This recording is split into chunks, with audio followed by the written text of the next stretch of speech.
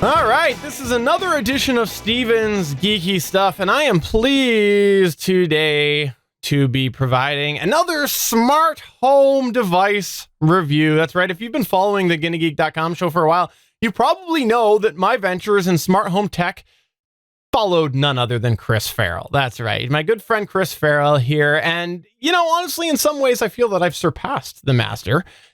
The student is now the master, Stephen. I like to pretend that's the case. There is something that still stings that Chris has that I did not. And that sting hurt even more when I found out that Stargate Pioneer also had this thing. And I am talking about a smart thermostat. Because you see, I live in what I've dubbed as baseboard country because I live in one of the only parts of Canada that truthfully doesn't regularly get extreme weather. Yes, that's true. There is a part of Canada that doesn't get these extreme weather situations.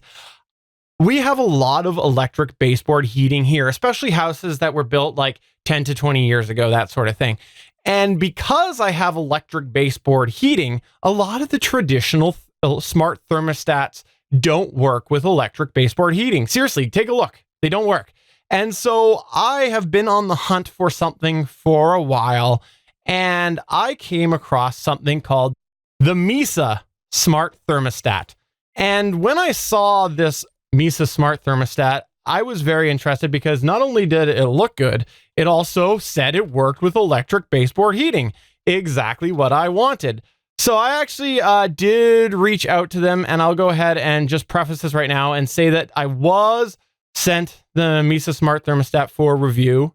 And so I am doing this, and I was sent the product for review, but I do plan to keep this, and I will keep this totally honest because I think it's really important, especially when there's so few products out there for a baseboard heater, that I do treat this review honestly and make sure that I go through everything. And I do have cons. So just there's your disclosure right there. Now, this Mysa Smart Thermostat, the primary features are that aside from the obvious things like voice control through your devices, which I'll talk about in a minute, it also has energy charting.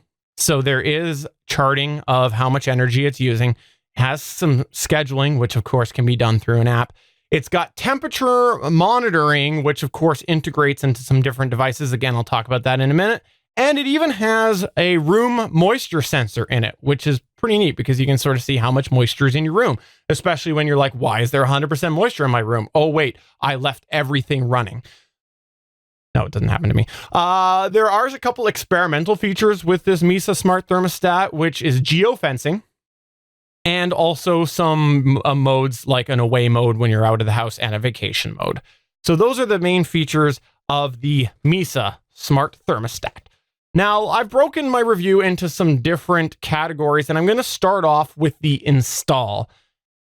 The way that this works is, if you didn't gather, the thermostat is a replacement for a traditional baseboard heating thermostat. That means that you need one Mysa Smart Thermostat for one baseboard heater thermostat.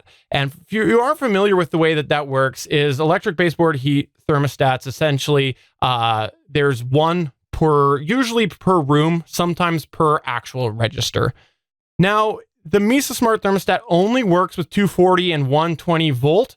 So it's important that you do make sure that if you have electric baseboard heating, that it does actually fall within one of those categories. And when I went to see if mine was going to be compatible, I actually noticed that my baseboard heating was capable of doing 240 volt, or apparently there's this thing called 208 volt. I have no idea what it is, but my baseboard said 240 or 208. I did a quick Google. It looks like some, I'll call it Mickey Mouse type wiring. I don't know. I'm not an electrician, but I was like, well, I better make sure it's not 208. And so sure enough, the first thing I had to do was grab my multimeter and test it to make sure it was 240 volt.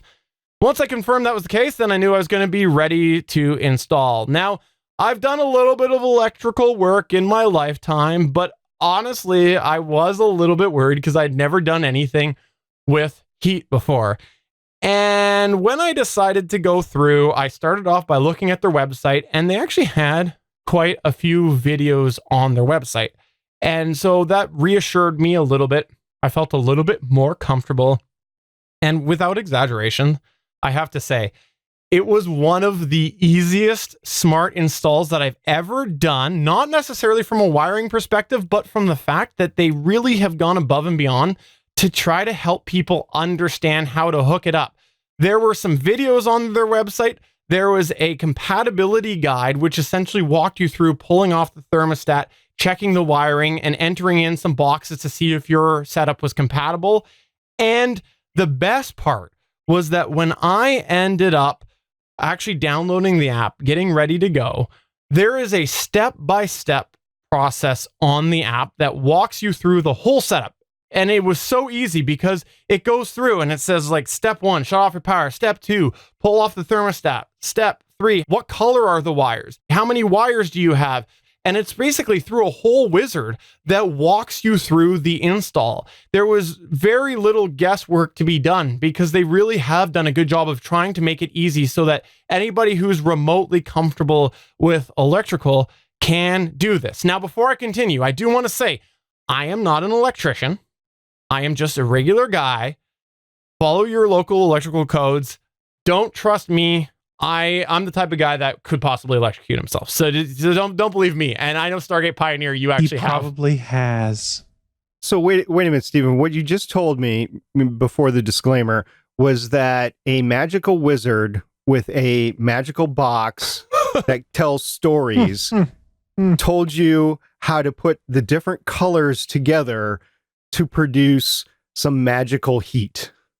That's not what I said. For anybody watching this review, there is a step-by-step wizard that is a how-to on the app. That's the best way to describe it. Oh, is it a white wizard or a dark wizard? Yeah, was it Gandalf the Gray or Gandalf the White? Moving on, as I went through there, I found that it was fairly easy to do, and ignoring everything that they just said, it was a really easy, straightforward app that did help me through. Now, one of the things that I do want to mention with this is that there was a little bit of a challenge here that I think is really worth noting here, because there was a couple of cons, but the biggest con was my particular wiring that I had. Essentially, when I pulled off the wires and I entered the colors, there's two ways that those wires could have been done. And it all comes down to where the line is, the power coming from the panel into the thermostat. And because of the specific wiring I had, there was no way for a wizard to be able to test it. So what it said was basically grab one of the wires, plug it in, and I go through and continue and get to the last step. And that last step, it says, does it light up? To which it didn't light up when I flipped the breaker back on. And then it said, okay, go back and swap it. So, thinking about it, for somebody who has no idea about electrical, that's probably the better decision than telling somebody to go and test it using tools. So I think they probably made the right decision with that, but it was frustrating as you go and you get it all installed and you get it on the wall and everything. And then you're like, does it light up? No, it doesn't light up. Pull it off, flip them around. So that was one of the cons. Stephen, did you happen to watch my SmartThings install video on the Gonna Geek Gear YouTube channel? Yeah, youtube.com/Gonna Geek Gear. Yeah. Yeah, same thing. Yeah, I know. In addition to that con, the other thing that I want to mention as well is that the version that I have is the version 1, and there is a version 2 out. And on the back, there's 4 different wires, one of which is the ground, and they're 4 regular wires. Because it's a regular wire for a ground rather than sort of a traditional ground screw, which I believe was fixed into, don't quote me on that, there ends up being a lot of wires in the box. And the wires that they provide are quite long, and they don't give you any suggestions to cut them. I don't know if that's because it's stranded or what it is, but the thing is, it's a lot of wire in a box. And so I'm glad to see that I remember seeing a difference with the ground. I'm glad to see that they did that for version 2, but with version 1, it was a lot of wires to shove into a little thermostat electrical box. Moving on from the install to the setup, I will say that there's not a lot for me to talk about from the setup, because if you've ever done any smart stuff before, it was pretty much in line with that. There's no real outstanding pros or cons. It's pretty much the setup exactly like you would expect. Hooking up to the Wi-Fi, going through the step-by-step on the app, setting up an account, all the traditional stuff that you'd find with smart electronics. The only couple things that I will mention in this point here is number one, when you do set it up, it's going to ask you whether it's a baseboard heater or a forced fan heater.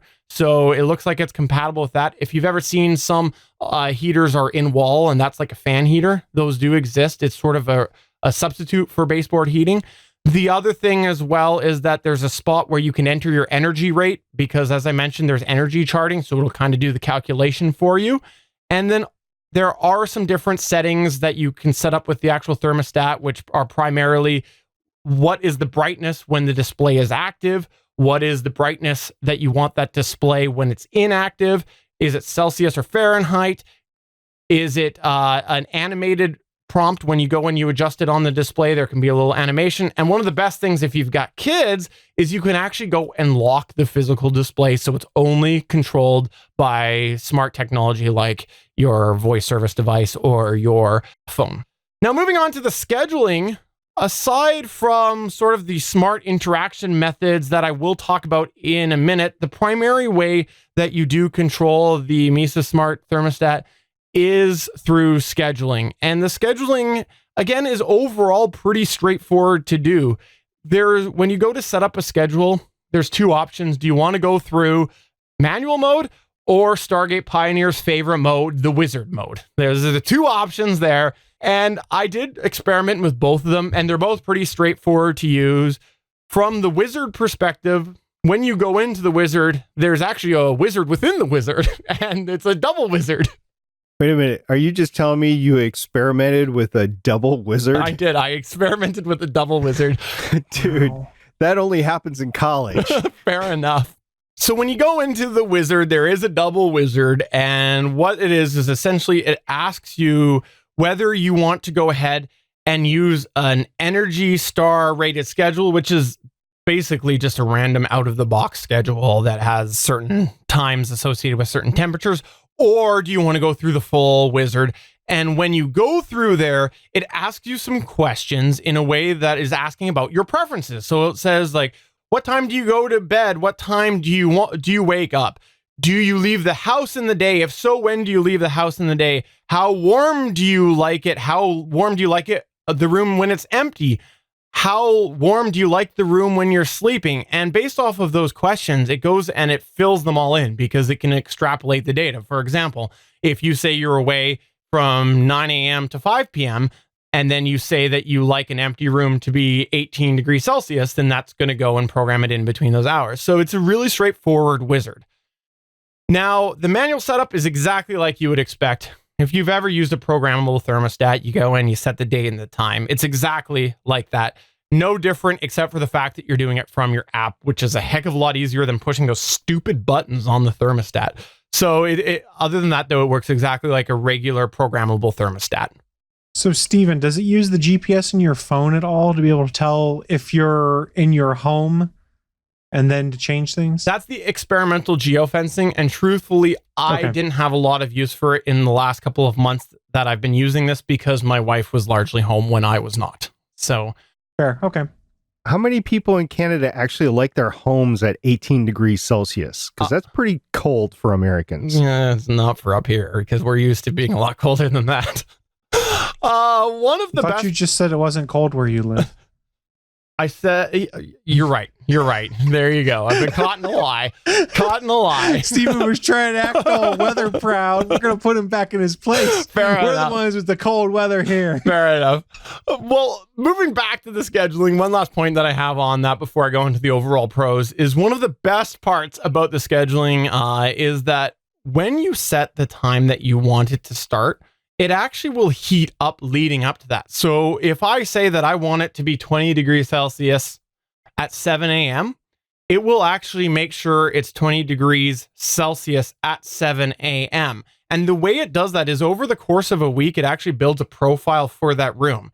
Because when I first hooked this up, I saw that this was supposed to be the case.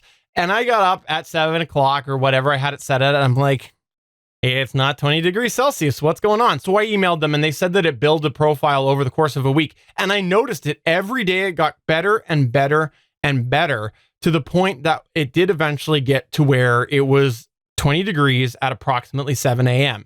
So it actually worked really well, which is a really neat feature because of the fact that you don't have to go and do a little bit of thought. You don't need to go, okay, well, it probably takes about an hour for the room to heat up, so I should probably set it early. You just say what you want it at when you want it. And it worked well. I was very surprised. I honestly didn't think it was going to work very well. How's the interaction with other rooms? Like if you have a separate thermostat that's controlling multiple rooms and they're going up and down trying to get the right temperature, how does that work? Well, my house, I don't have that problem, but because it's building it over the course of a week, it should be able to figure it out because you're probably going to have mostly the same thing happening on a daily basis where they're going to be fighting, and then it's going to kind of accommodate that over the course of a week because, again, it's building it off of that week profile. So it should, in theory, automatically figure that out, but I can't say for sure.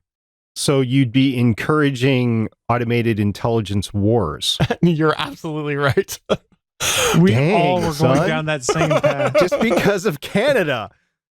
Moving on, overall pros that I had when I was trying this out here. Number one, it's simple. I've said that a couple of times. I did not expect it to be as simple as it is. They've really made it so that people who have a little bit of experience with apps can figure it out. The app is simple to use. The way you turn it on, up and down on the actual display, really simple. I'm surprised because I really did expect that it would be really complicated. The other thing that I will say is one of the standout things is it's really aesthetically pleasing. I have had so many people come to my house and comment on it because it doesn't look like a traditional thermostat. It's white. It's got little lights on it. It's just that fancy modern look. So I have to say that is definitely a pro. One thing that I didn't know this had was shortly after I installed it, I ended up getting a power outage. And I got an email saying your Mysa thermostat has been offline for, I want to say it was like 12 hours, or actually it was less than that. I think it was like 6 hours or something. So it gave me a heads up that it was offline, which was great because if I did have this in a place that I wasn't regularly able to check, if I was worried about pipe freezing, if I didn't live here, if I was worried about pipe freezing, I would have that information. And I thought that was a really neat thing that was completely unexpected. As well, from a smart device integration, there is I'm going to say a couple of key phrases here just so everybody knows before I continue. I'll go ahead and just give that warning. There is Alexa, Google Assistant, and even SmartThings integration. So it's got these three different compatibilities. So a bit of variety if you are looking to have it interact with other smart products. The other thing that is in my pros list is that you can enable those experimental features, which is geofencing and shortcuts. So some easier ways to control it. As well, within the app, they've got it laid out really well where if you have multiple thermostats, because you probably will with electric baseboard heaters, you can easily see what the temperature is in each of those rooms, what it's set at, as well as the humidity in the room.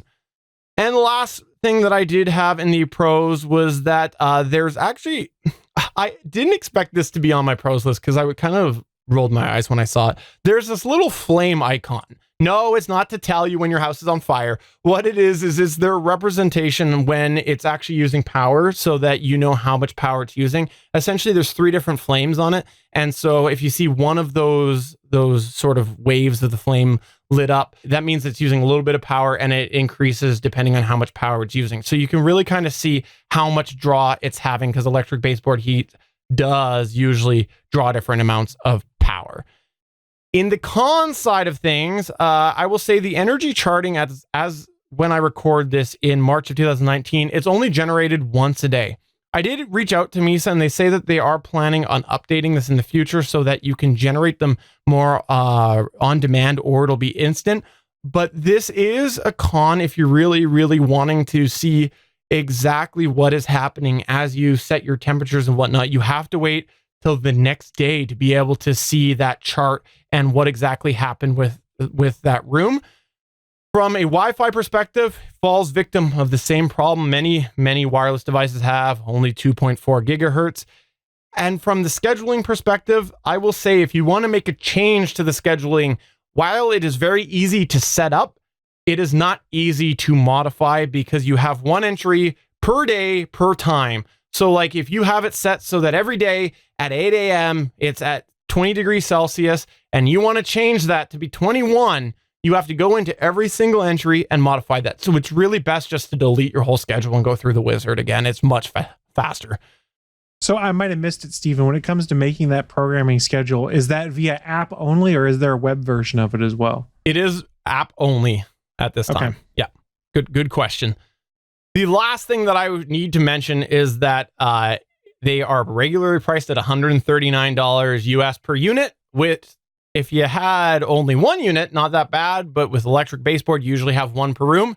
Definitely can add up very quick, considering a regular programmable 30 thermostat is probably like half of that. So yes, you get smart features, but it is on the pricier side. Some miscellaneous wants that I do have on here, and this isn't a pro or a con, this is just a miscellaneous item that I wanted to mention, is number one, I think like many smart devices, it would be very beneficial to be able to share this with another user. As it stands, if I want to go ahead and have a user have access to this, they have to have my account, which isn't the end of the world if it's a spouse or whatever. But what if you have somebody coming over to house sit or whatever, or you want to give access to your friend Chris Farrell just so he can screw around with you and turn up your heat in the middle of the night, whatever it is, it would be nice to be able to share that. I actually do have a couple of uses for this. The other thing that I think would be a good thing to have would be that energy charting, being able to refresh that manually. Yes, that is a con, but for some people, they're not going to care. Daily's good enough. So that's why I did want to highlight it in my miscellaneous wants as well. So, Stephen, I've already solved that problem of having to share accounts. What I'm going to do is I'm just going to drop in on your Amazon Voice Services devices and just then use the A trigger word to reset your heat. That's all I'm going to do. Okay, fair enough. Moving on, energy savings. This is something that a lot of people who have bought this, the Mysa company is really advertising that a lot of people are saying that it saved them a lot of money, especially in those colder temperatures. So how did it fare with me? Well, honestly, I can't give information on that. I would be remiss if I didn't mention that the potential is there. But the thing is, I installed this and I ended up getting one of those cold snaps that I said that we never get. For the last couple of months, we've had a very unusual winter. And so I don't have a lot to compare it to because of the fact that we have had a very unusual winter, which came pretty much right after I installed it. So you're welcome, everybody else. I caused it. But I will say this, that it did allow me to be able to manage that cold time from a visual perspective. I could see how much energy was being used to heat it a certain temperature at night. And I could really go in and balance that. So when we were in that cold snap, I could go and for one day I would set it, or a couple of days I would set it so that it was quite a bit colder at night. And then I would go in and I would change that so it was just a few degrees colder, and I could find which was working best for my house to save some money. So yes, I have confidence I saved energy over not having it, because I could see that right there and see how much it was using throughout the day and really make some adjustments to sort of balance that budget, so to speak. But I can't give you numbers because we've just had an unusual winter. So that is definitely a way that you can use this if you want to try to save money. But if you're someone who has a pretty consistent winter, you might have better figures and you might be able to assess that better yourself. From a smart integrations perspective, I do want to mention this before I do wrap up this review, is that there are a couple different ways that this integrates to other smart technology. The first is the Amazon Echo, and I am going to go ahead and say the word right now because the Amazon Echo integration is pretty basic. It's mainly for voice commands. You go in, you add the skill, and now you can do voice commands. For example, I could say, Alexa, what is the temperature in the kitchen at? The kitchen temperature is 22.62 degrees. I could also say, Alexa, set the kitchen to 15 degrees.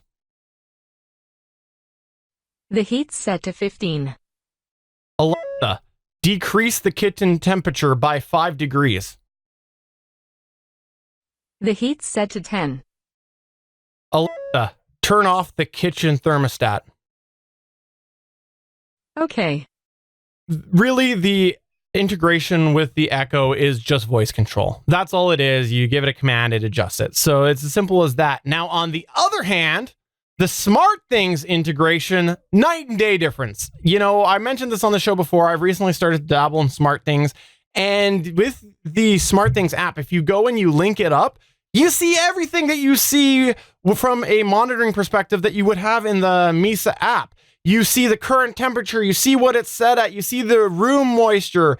You end up having the control ability in there as well, where you can adjust it. So it's all within the SmartThings app. So if you have SmartThings already, if you're not needing to do that scheduling or any of that other stuff, you have full control right in that app that you're used to. And there's also a text-based history where it actually shows you in half-hour increments what the temperature was in the room. Of course, when it does end up adjusting as well, it will show those adjustments on there in the log, so to speak. So the SmartThings integration, night and day compared to the Echo, because the Echo is really just voice controls, which is a shame, because the Echo, there's such potential there to have it show the temperature and be able to do that. But for whatever reason, the skill doesn't. So the SmartThings integration, far, far better than the Echo.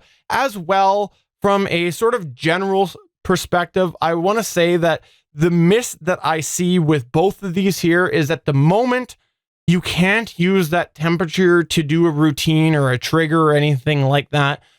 While there's the Echo integration and the SmartThings integration, where obviously they're talking to the thermostat, with SmartThings, it's actually showing the temperature. I can't set up a routine or anything based off of the temperature on that thermostat, which is a bit of a shame, because if, like, I've got an Echo Plus, and you can set it off based off of that. And I think with SmartThings, you can with like the motion sensors as well, which have a thermometer in them.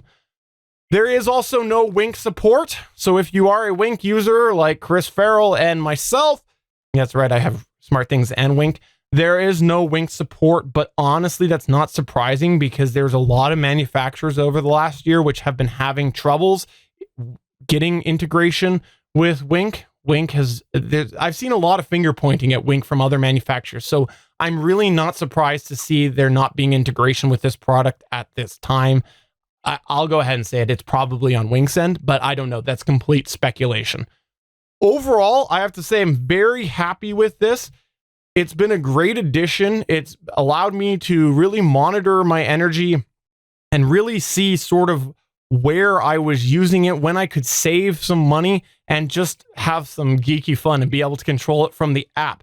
There is grouping capability. So if you have two rooms side by side, you can have the same shared set point so that they're both running off of the same schedule, or you go and you set it for both of them or multiple rooms at the same time. You can absolutely group them. For me personally, with the layout of my house, I didn't have the reason to use that or really try that out. But it is a good feature, because anyone who uses electric baseboard heating probably knows that if all of a sudden you get that cold snap, now you got to go around and turn up every single one. So it is nice to have that option if you have a house that does warrant that. For me, again, I don't have that use.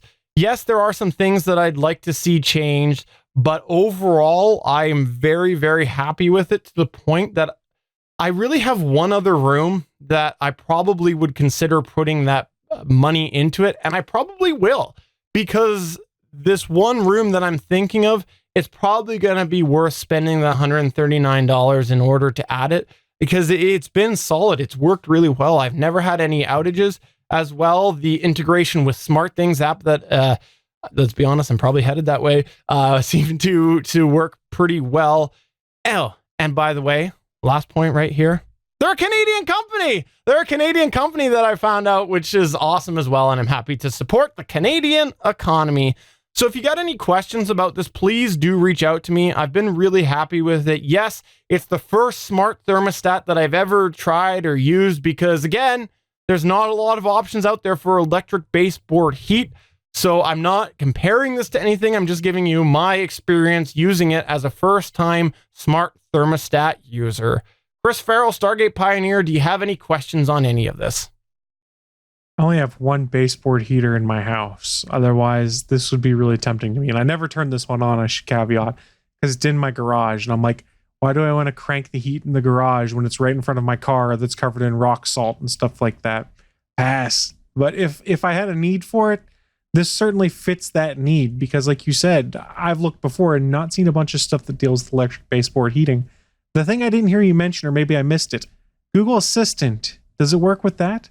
Yes, it does. I did miss that. I didn't try it because I do primarily use the Amazon Echo as well as my phone with the SmartThings right now. But it does have Google Assistant compatibility as well as Apple HomeKit. Good question. Oh, very nice. So it's got all of the major, and I see an IFT logo on the side too, so you can use if this, then that. Yes, absolutely. And I probably should have mentioned that. Really good point. You can do all sorts of stuff with IFT. Yes, good point. I should have mentioned that. I was remiss in that. See, this is why I asked you if you had questions. I got thoughts. SB?